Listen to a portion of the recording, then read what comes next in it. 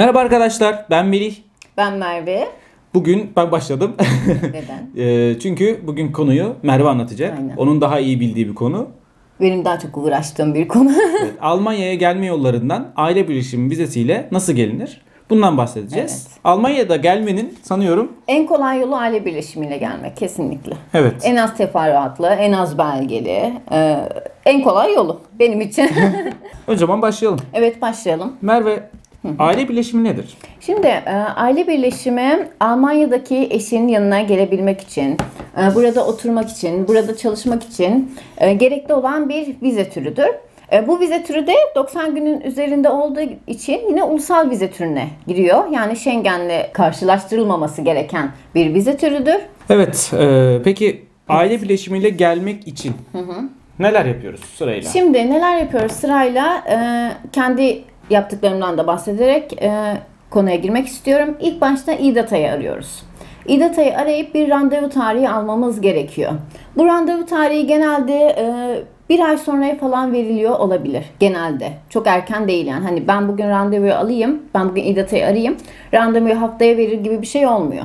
Şimdi bu İDATA'nın bir ücreti vardı. Sanırım bunu sen ödemiştin. Ne kadardı? Ben tam olarak hatırlamıyorum. 7.8 euro. Aradığınızda telefonla İDATA'dan orada iki seçenek var. İşte bir ulusal vize için başvurular diyor. Bir de Schengen için diyor, Evet, bahsediyor. evet. Ulusal vize başvurunuz için arıyorsunuz. Sizden pasaport numaranızı istiyor, adınızı istiyor, NİP vizesi için başvuracağınızı istiyor, bir de mail istiyor. Bunları verdiğinizde sizin mailinize bir belgeler geliyor. Sonra belgeleri toplamaya başlıyoruz herhalde. Evet, karttan ödeniyor. Bir de biz şuraya bir en altta da İDATA'nın numarasını yazalım. Çünkü bu konuda çok dolandırıcı şeyler var. Hiç şey yapmayalım. Onu diğer videolarda da söylemiştik. Evet. Bu tip vize konularıyla alakalı konsolosluk dışında herhangi bir yere itibar etmeyin. Evet. Ve konsolosluğun resmi olarak yetki verdiği tek kuruluş İDATA numarasını da aşağı yazıyoruz. Aşağı yazalım. Aynen Başka şeylere boşuna para kaptırmasın insanlar. Kesinlikle. Şimdi gerekli belgelerden bahsedeyim ben. Almanca doldurulmuş 2 adet başvuru formu. Şimdi bu başvuru formunun nasıl doldurulacağını soranlar, merak edenler var. Biz bu konuyla ilgili daha önce video çektik. Onu da aşağıya bilgi kutusuna yazalım linkini. Orada detaylı olarak bahsettik başvuru formunun nasıl doldurulduğunu. Daha sonra başvuru formunun ek belgesi diyor. Bu başvuru formunun ek belgesi başvuru formunun en son sayfasındaki bir kağıt, bir doküman. Burada işte Almanca ve Türkçe olarak sanırım yazıyor. İşte doğruluğunu kabul ediyorum, imza tarihi falan, o tarz bir şey yazıyor. Çok basit. Bundan da çok basit. Bundan da bahsetmiştik diğer videomuzda. Daha sonra ne lazım? Pasaport lazım. Evet. Pasaportunuzu götürüyorsunuz. Evet, pasaport lazım. Fotoğraf konusu, ne kadar fotoğraf götürülmesi lazım? 2 adet fotoğraf söyleniyor ama ben her şeyden sanırım fazla götürdüm, ne olur ne olmaz diye, ama 2 adet fotoğraf yetiyor. Nasıl olmalı fotoğraflar? Ve bu fotoğraflar 35'e 45 milimetre boyutlarında olacak ve 6 aydan olmayacak, eski bir fotoğrafınız olmayacak. Şimdi her iki eşin bilgilerini içeren evlenme kayıt örneği.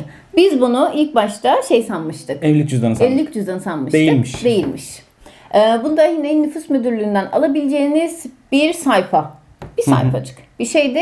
Bunu gidiyorsunuz, alıyorsunuz. Evli olduğunuza dair bir belge sadece. Daha sonra tam tekmil vukuatlı nüfus kayıt örneği diyor. Bunu da yine nüfus müdürlüğüne gidip alabiliyorsunuz. Bunu aldıktan sonra aynı zamanda bunun içerisinde işte çocuğunuz varsa, eşinizin çocuğunuz varsa onların bütün bilgileri yer almak buradaki zorunda. Buradaki önemli olan kısım, daha önceden evlenip boşandıysanız tabii ki bunlar da yazması gerekiyor. yazması gerekiyor. Ve tercüme ettiriyorsunuz. Evet, Almanca yeminli bir tercümana tercüme ettiriyorsunuz. Öyle noterden apostil, kaymakamlığa gitmek falan, böyle şeylere gerek yok. Yeminli bir tercüman bunu tercüme ettiği zaman bu geçerli oluyor. Bir de onu söylemek istiyorum. Konsolosluğa verdiğiniz evrakların orijinalleri İngilizce ise bunları konsolosluk kabul ediyor. Hepsini Almanca'ya çevirmenize gerek yok. Ama Türkçe evrakların orijinalleri Türkçe ise yeminli tercüman tarafından hepsinin çevrilmesi gerekiyor Almanca'ya. Şimdi boşanmalar, eğer boşanma varsa o da yer almalı dedik ve aynı zamanda daha önce boşanıldıysa da gerekçeli boşanma ilamı söyleyemedim. İlamı gerekiyor bunun içinde. Evet, mahkeme sonuç gerekiyor. Evet. Bir de Almanya'daki eşin ikamet belgesi gerekli. Eşiniz burada belediyeye gidiyor, Stadtbüro dediğimiz belediyeye gidiyor, belgeyi alıyor ve size postayla gönderiyor. Çünkü belgenin orijinali lazım, Evet. orijinali gerekiyor. Daha sonra eş Alman vatandaşıysa ya da eş yabancı uyrukluysa istenilen birkaç belge daha var. Bunları da şöyle... Eşin Alman vatandaşı olması da demek ki hakikaten Almandır. Evet. Ya da uzun yıllardır hani Türkiye'den gelmiştir Almanya'ya, artık Alman vatandaşlığı almıştır. Vatandaşlığı almıştır, aynen öyle. O durumda eş Alman vatandaşı. Evet. Diğer türlü burada olup Türk pasaportuna sahip kişiler Alman vatandaşı olmadığı için onlar eş yabancı vatandaş olarak Tabii ki, geçiyor. aynen öyle. Şimdi eş Alman vatandaşı ise ya da Alman, senin dediğin gibi Alman veya uzun yıllar burada yaşadığı için vatandaşlık almaya hak kazanmış bir insan ise pasaport ve kimlik belgesi fotokopisi ve işte doğuştan Almansa ise de doğum belgesi lazımmış bunun için. Bizim gibiler için, yani yabancı uyruklular için ise pasaport fotokopisi lazım. Oturma izni fotokopisi.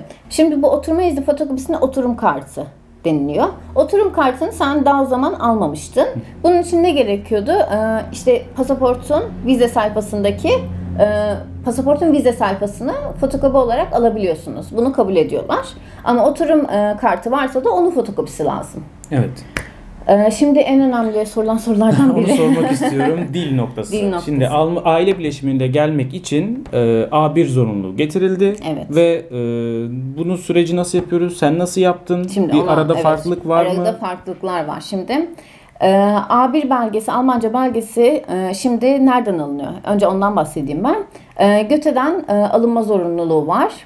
Göte'de biz İzmir'e baktık. Her ay sınav yapıyor bu konuda. Ve sınavın fiyatı da şu anda 600 euro. 600 lira Türk lirası. Euro'ya gitti aklım. Ama bu fiyat 31 Ağustos'a kadar geçerliymiş. Daha sonra büyük ihtimal arttırabilirler. Büyük olasılıkla Aynen. Şimdi peki Almanca bilmeden gelmek mümkün mü buraya? evet, Almanca bilmeden gelmek mümkün. Mesela ben örnek olarak kendimi gösteriyorum. Almanca bilmeden gelmek mümkün. Nasıl mümkün bu? Eşiniz blue kartlı ise, yani mavi kartlı ise, bu mavi kart, blue kart nedir videosunu da çektik. Onu da aşağıya link olarak bırakalım. Oradan da bakabilirsiniz. İstenmiyor. İstenmiyor. Aynen. Başka? Başka nelerde istenmiyor? İşte Almanya'da çocuğunuz varsa ve çocuğunuz Alman vatandaşı ise bunda da istenmiyor. A1 bilmek. İşte Bir de ayrıcalıklı ülkeler var. Almanya'da her şeyde Evet. ayrıcalıklı ve her şeyi yapabiliyorlar. Bunlar neler? Eşiniz eğer oraların vatandaşıysa, Alman vatandaşı olmayıp da, o zaman da yine hiç Almanca bilmeniz gerekmiyor. Bu ülkeler neler? İsrail, Amerika, Kanada, Japonya veya Avustralya, Güney Kore. Evet. Bu tarz vatandaşlıkları varsa o zaman istenmiyor. Onlar ayrıcalıklı ülke diye geçiyorlar. Şimdi bu dille ilgili de bir şey söylemek istiyorum. Ben randevuya gittiğimde mesela söyledi. Ben Blue Card'ın eşi olduğum için bana kesinlikle çok fazla soru da sormadılar. Bir dil bilgimi de ölçmediler. Ama benim yanımda bir kız daha vardı. Büyük ihtimal o normal çalışma vizesiyle eşi gitmiş. Blue Card'lı değildi. Ona birkaç soru sorduktan sonra, yani belgelerle ilgili, daha sonra şey dediler. İşte adınız nedir? Bunlar Almanca soruyorlar. Siz Almanca cevap veriyorsunuz. İşte nereden geliyorsunuz? Düğün tarihiniz ne zaman? Hatta şey bile sordular, biliyor musun? Mesela nikah yaptınız, düğününüzü neden yapmadınız? Böyle çok kişisel sorular da sorabiliyorlar bu konuda. Evet. Çünkü özellikle şimdi Almanya'ya gitmenin en kolay yolu bu aile birleşimi ya. Evet. Çok fazla oluyor. Özellikle siz daha önce evlenip, yani boşandıysanız, bir Türk'le evlisiniz, boşandınız ve bir Alman'la evlendiniz. Bu zaman hani hileli evlilikleri engellemek için, çakma, yani böyle kağıt üstünde evlilikleri engellemek için sizi çapraz sorguya dahi alabiliyorlar. Evet. Bizim burada tanıdıklarımız yaşamışlar bunları mesela. Hani sizi ikinizi aynı anda, yani buradaki eşinizi buradaki göç bürosuna çağırıyorlar. Türkiye'deki eşinizi de konsolosluğa çağırıyorlar. Aynı zamanda çapraz sorgu yapıyorlar. Size soru soruyorlar. Aynı soruyu da Türkiye'de soruyorlar ve cevaplarınızı karşılaştırıyorlar. Ben şunu duydum. Eşinizin diş fırçasının rengi nedir? Ben bunu duydum. Ben onu bilmiyordum. Çok kişisel. Mesela mutfak penceresinde, eşinizin evine mutfak penceresinden baktığınızda ne görüyorsunuz? Aynen. Eşinizin balkonuna çıksanız ya da eşinizin işte daha önce Türkiye'de yaşadığınız ya da Almanya'da yaşadığınız ev noktasında evi anlatın. Evde nerede ne var? İşte ilk kapıdan girdin, kapıda ne var? Evet. Veya arkadaşların. Yani bu işte, gerçekten evli olup olmadığınızı gösteren. Çünkü çakma evlilikleri engellemek için böyle şeyler çok var. Özellikle Amerika'da da çok yaygın böyle şeyler. Hani belli paralar verip çakma evlilik gibi şeyleri. Evet. Hani gerçekten evli olduğunu kontrol ediyorlar. Eski fotoğraflarını isteyebilirler. Evet aynen öyle. Hani genel olarak böyle şeyler isteyebilirler. Peki konsolosluğa gittik. Şimdi biz normalde aradık. Randevuyu aldık. Konsolosluğa gittik. Neler yapıyoruz konsolosluğa? Şimdi konsolosluğa gitmeden önce bir şey daha söylemek istiyorum. Bu sanırım başvuru istenilen belgeler arasında yazmıyor. Sağlık sigortası. Evet. Sağlık sigortası yaptırmadan zaten gidemezsiniz. En az 90 günlük bir sağlık sigortanız olmak zorunda. Almanya'da geçerli. Evet, Almanya'da geçerli. Şimdi konsolosluğa gidiyoruz. Konsolosluğa girdikten sonra işte sol tarafta mı sağ tarafta bir masa var. Orada İDATA görevlileri oluyor. Onlar sizin belgelerinize bakıyorlar. Eksik ne varsa işte fotokopiniz mi eksik? Mesela orada fotokopinizi çekiyorlar.